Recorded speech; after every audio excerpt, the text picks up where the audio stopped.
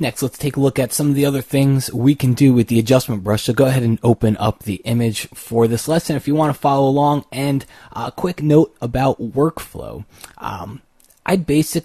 I'll work through the basic panel. All right, that little basic tab over here. I'll work from top to bottom through this panel, and I'll get this done first. And then I'll go in and do any of my adjustment brush stuff or any of the graduated filter stuff that we took a look at. That's pretty much the order in which that I would do things. So start here first. Get things right. Get your exposure right. Get your temperature right. Get your white balance right. In this image here, I think it's a little bit warm, so I'm going to cool it down a little bit.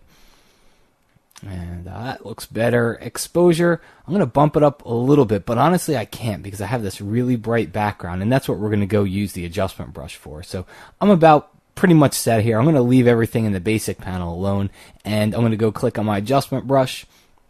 One of the first things that I would do here is let's kind of add some light to the faces a little bit here. So I'm going to double click the saturation slider and double click clarity, and instead increase my brightness a little bit here, and just take a brush and paint in on the faces and just see if we can bring those out just a little bit more. Alright, so that's looking pretty good. You can even go into the hair a little bit. It's almost just like adding a little bit of fill light on here. And as I look at it, it's kind of looking a little bit too warm to me again, so I might just take my temperature, just go back, and you can go back and forth. Just remember that letter K, that's the shortcut. Just hit the letter K. And that'll take you back and forth between the adjustment brush and that basic tab. Now, we can get some fine-tuned changes in here as well. So I'm going to take my zoom tool and just zoom in onto her eyes here. And you can use the adjustment brush to whiten the eyes. So in this case, we can take a really, really tiny brush. I'm going to hit the left bracket key and make my brush very tiny. And I'm going to turn on auto mask. Let's take the brightness back to 0 and just increase the exposure a little bit. And just paint onto the whites of the eyes. Okay. And if that's not enough, just come back over here. Increase the exposure a little bit. That's looking good.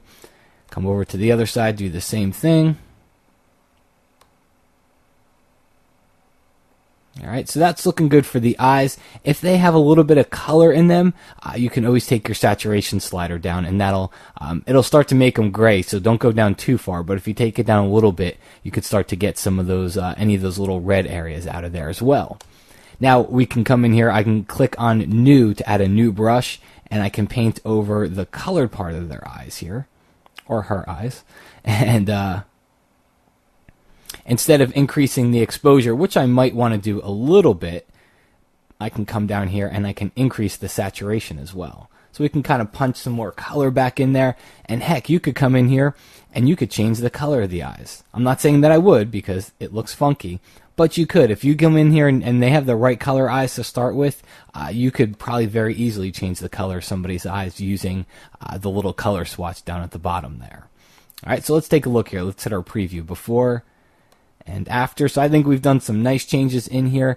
If I were to maybe take this a little bit further, you could always come over onto the gentleman. You'd probably want to do the same thing on his eyes. You could use a very desaturated brush and maybe paint over his teeth a little bit just to brighten that area up.